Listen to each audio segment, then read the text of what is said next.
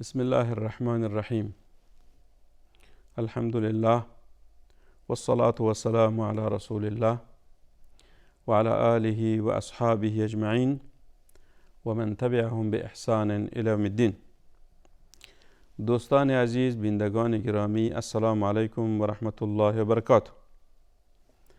در خدمت شما سروران گرامی قرار داریم در برنامه زیبای شگفتی های آفرینش.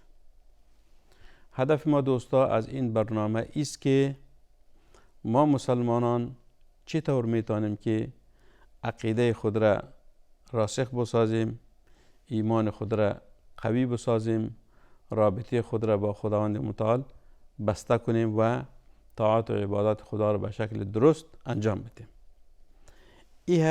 این است هدف نهایی ما از عرض این برنامه ها. اگر ما دوستا فکر کنیم که تشریع اسلامی یا شرایع سماوی، شریعت های سماوی که از بدو خلقت انسان ها تا امروز آمده هست، خداوند متعال پیامبران مختلف را در زمانه های مختلف برای امت های مختلف فرستادن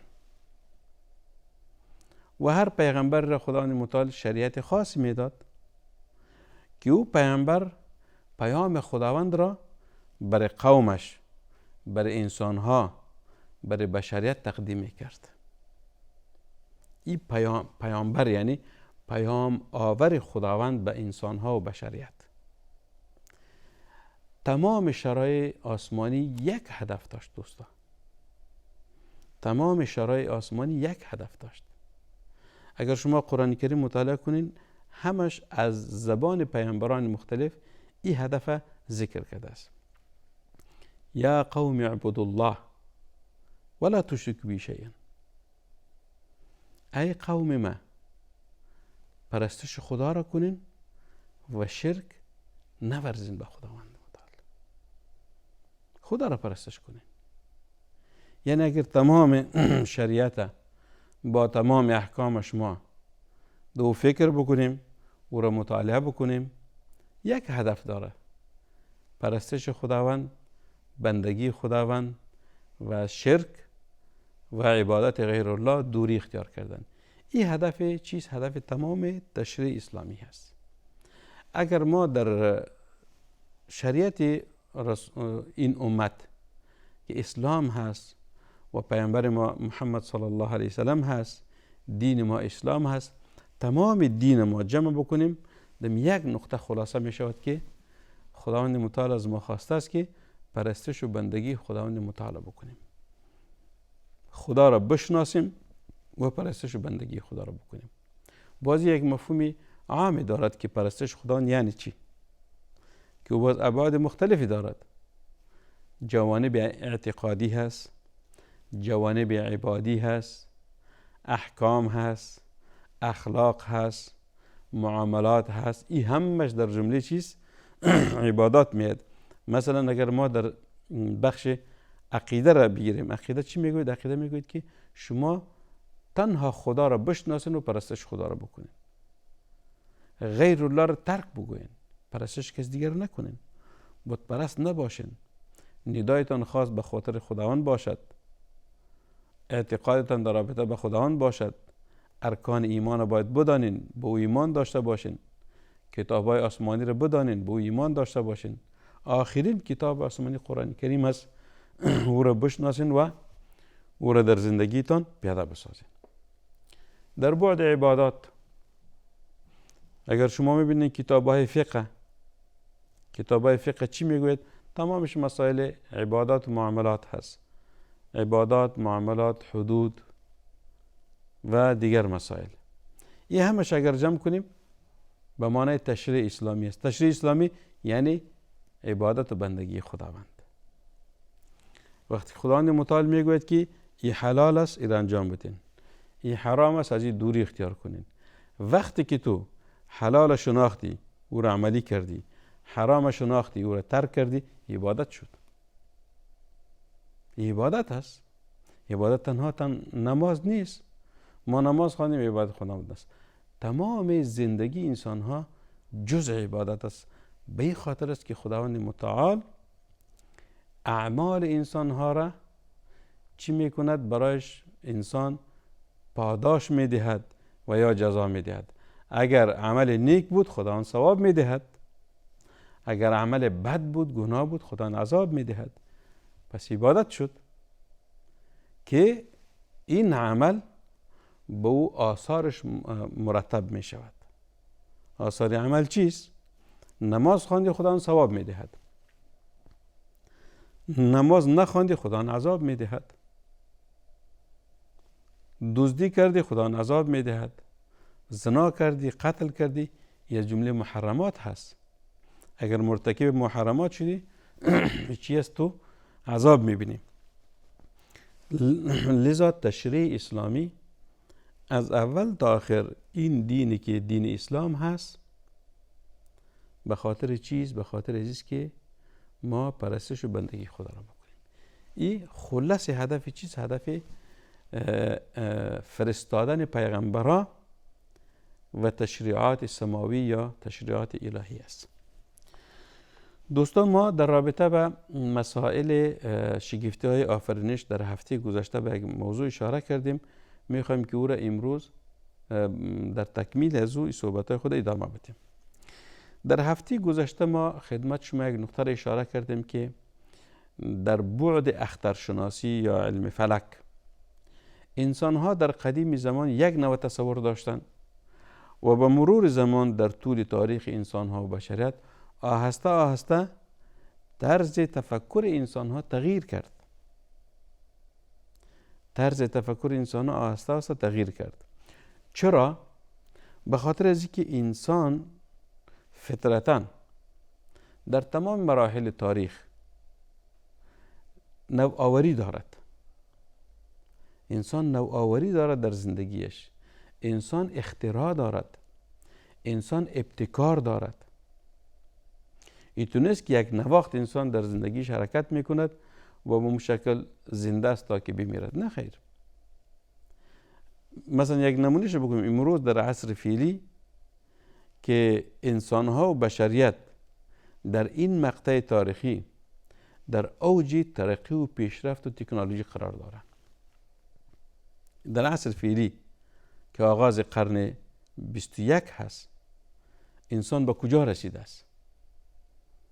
به فضا رفته است، در زمین هست، در زمین چی کرده است، چقدر اختراعات و ابتکارات دارد. این چیزی پیشرفت و ترقی انسان ها و بشر است. پس همین انسان است که در طول تاریخ هم به همین پیشرفت و ترقی دسترسی پیدا کرده. ما در هفته گذشته یک نقطه را خدمت شما عرض کردیم که انسان در ابتدا چی میکرد؟ یعنی تصورش در رابطه با جهان چی بود؟ ما در رابطه با عموم انسان ها صحبت میکنیم. قبل از اینکه موضوع ایمان و اسلام پیغمبرها برشان بیاد و تشریع تقدیم بکنه، انسان تصورش در رابطه با جهان در قدیم زمان ای بود که انسان ها پرستش چی را میکردن؟ پرستش مخلوقات خدا را میکردن، پرستش خدا را نمیکردن.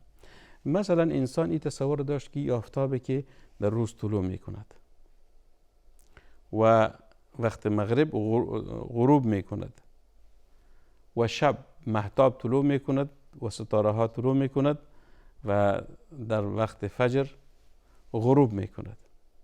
اونها همین آفتاب و مهتاب و ستاره ها را آلهه خود قرار داده بودند که خدایان ما هست و از او می ترسیدن، به عبادت طاعت از او می پرداختن. وقتی که یک تغییر کونی در جهان رخ میداد، اونها می ترسیدن و یک فعل بدی می دیدن. مثلا آفتاب گرفتگی، مهتاب گرفتگی یک تغییری بود در جهان. وقتی که انسان این حالت می دید، می ترسید. می گفتن که این خدای ما به قهر آمده که خود را تغییر داده. بعد از او باز چی می کردن؟ از او پوزش می خواستن، به او قربانی می کردن تا که دور می شد. باز می گفتن که آله خدای ما از ما راضی شد. این یک تصور یعنی شرکی و تصور خلاف ادیان سماوی و خلاف فطرت انسانی بود. بعد از او به مرور زمان دوستان، به مرور زمان انسان با چه حالت روبرو شد؟ این حالت ابتدایی بود.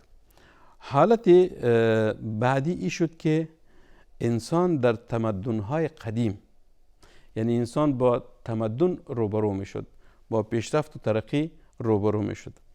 پس در تمدن‌های قدیم مثل تمدن بابلی ها، تمدن سومری ها، تمدن فرعونی ها و تمدن اغریقی ها و تمدن چینایی ها و تمدن عرب ها، این تمدنی بود در قدیم زمان که انسان ها در همین برهه زمان چی میکردن؟ یک نوع تغییر در طرز و تفکر انسان ها به وجود آمده بود در رابطه به جهان. یعنی او شخصی که در قدیم زمان وجود داشت با این تمدن ها تفاوت داشت. در این تمدن ها انسان ها کم کم چی کردن؟ به سوی مسائل علمی ترقی و پیشرفت کردن. تصور انسان قدیمه آهسته آهسته پشت سر گذاشتن، با یک تصور جدید به جهان نگاه کردن، با یک تصور جدید به جهان نگاه کردن و او تصور قدیمه یک تصور فرسوده اونها چی کردن؟ قرار دادن. مثلا این تمدن ها نقش مهم را در رابطه به شناخت جهان و تغییرات فلکی و طبیعت آسمان و اجرام آن و طبیعت زمین و اسرار نظام شمسی و قانون جاذبه و طارده و تفسیر مد و جزر و خسوف و کسوف و تجمعات ستاره ها در کهکشان ها که از آن تشکیل شده بود در رابطه به جهان، اونها تفسیرهای علمی را چی کردن؟ برای ما بیان نمودن، برای بشریت بیان نمودن.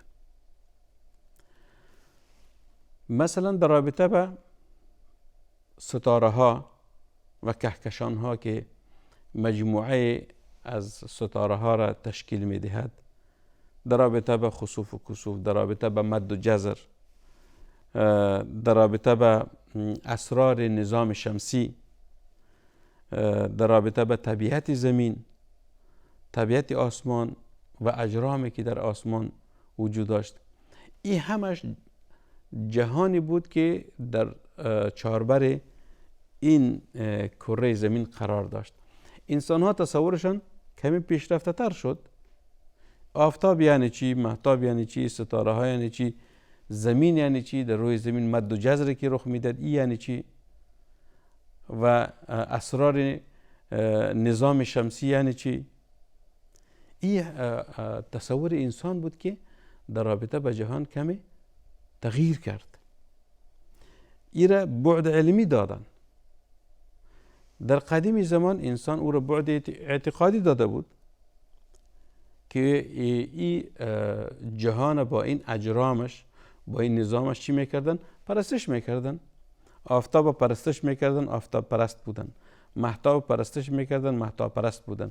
ستاره ها را پرستش میکردن، ستاره پرست بودن در قدیم زمان. اما بعد از او در تمدن های بعدی که خدمت شما عرض کردیم، مثلا تمدن بابلی ها و سومری ها و تمدن اغریقی ها و چینایا و عرب هایی که در کره زمین زندگی میکردن، این تصورشان فرق کرد. این را بعد علمی دادن. چرا در جهان این حالت رخ میدهد؟